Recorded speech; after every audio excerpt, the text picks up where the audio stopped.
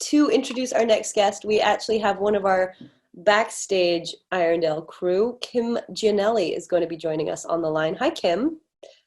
Hey, how's it going? Good. How are you doing? Good. You're doing such a great job. I've been watching from the beginning. You and Terry are such great hosts. Thanks very much. It's just, I mean, what a joy to be listening to all these sonnets.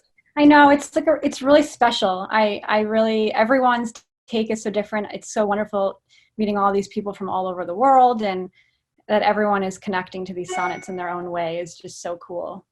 Yeah, and the some of the history or the more immediate connections that people are finding. Absolutely. And as I said to Terry, these things were written centuries ago, right? And the fact that they're still relevant today to so many people is just such a testament to the value that Shakespeare has, made and given to our culture. So yeah.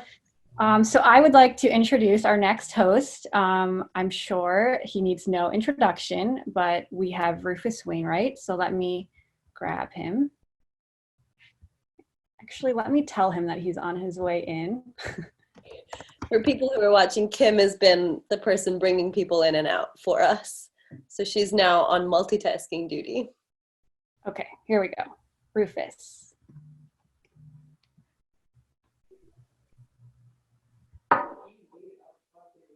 Hello.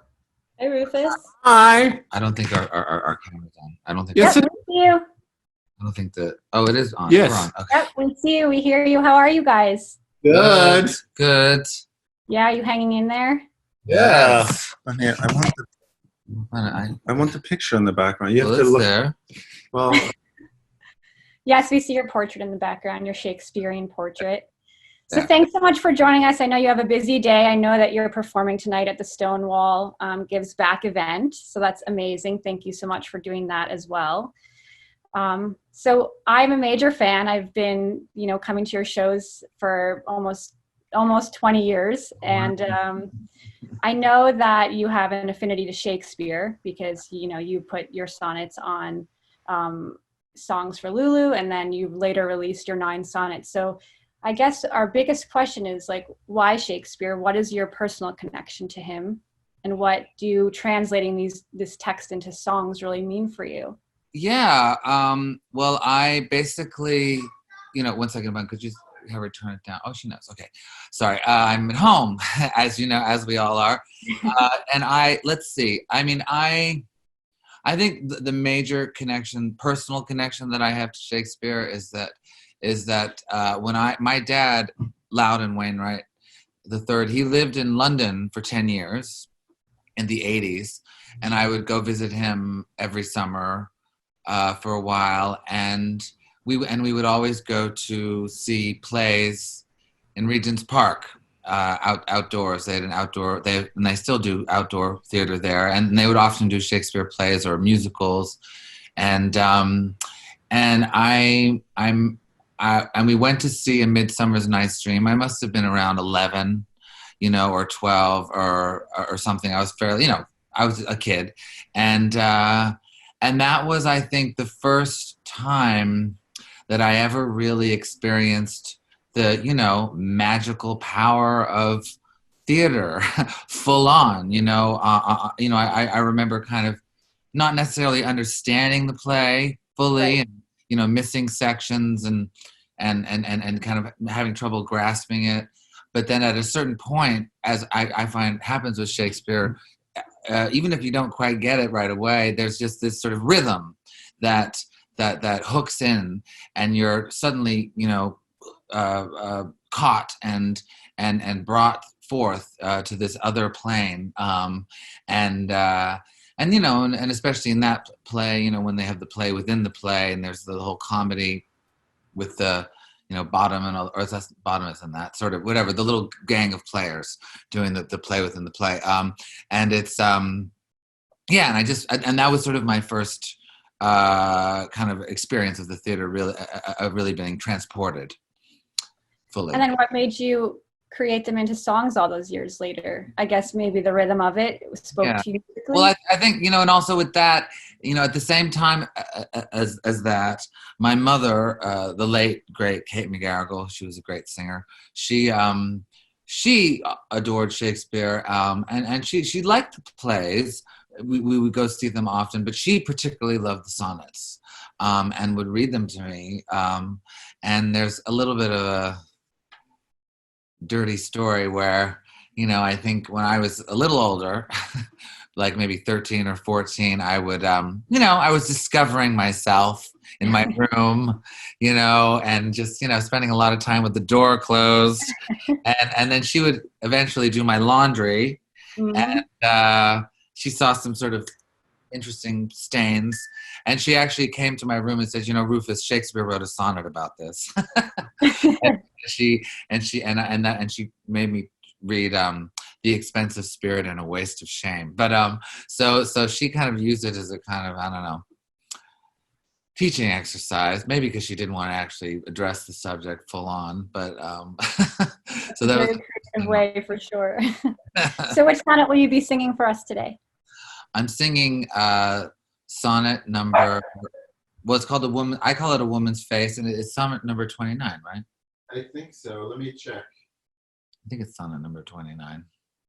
And it's the sonnet that, What about the album, bud? yes, it's a sonnet that he wrote for the young boy, young lad, I should say. And the portrait, show off the portrait. and behind me is a portrait. 20, sonnet 20. Sonnet 20, sorry. Sonnet number 20. All right. Yes. And I did do an album of all Shakespeare sonnets. Not all. Yep. No, 9, right? the whole album was Yes. Shakespeare sonnets. Yes. Anyways, and quarantined, and yeah. So here we go. You want me to sing it now? Absolutely. Take it away.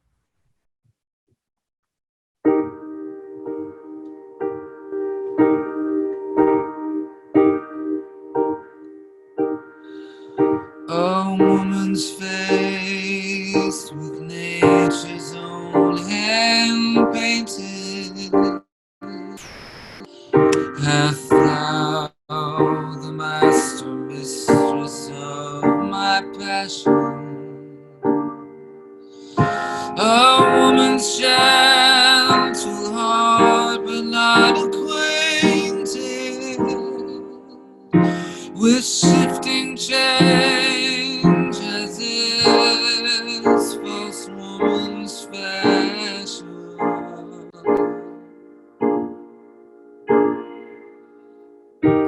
And I'm more bright than theirs, less false and rolling, gilding the objects whereupon it gazes. A man in you, all using is controlling, which steals men's eyes and women's souls amazing.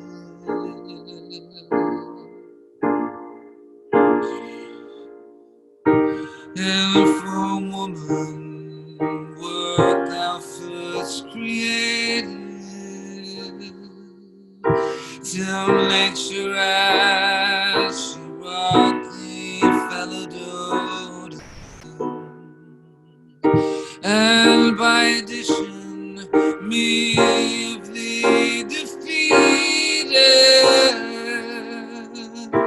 by adding one thing to my purpose.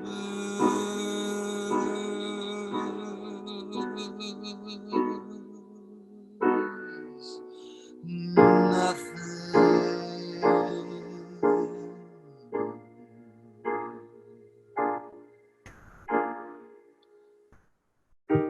But since she pricked thee out for woman's pleasure, mine be thy love, and thy love's use their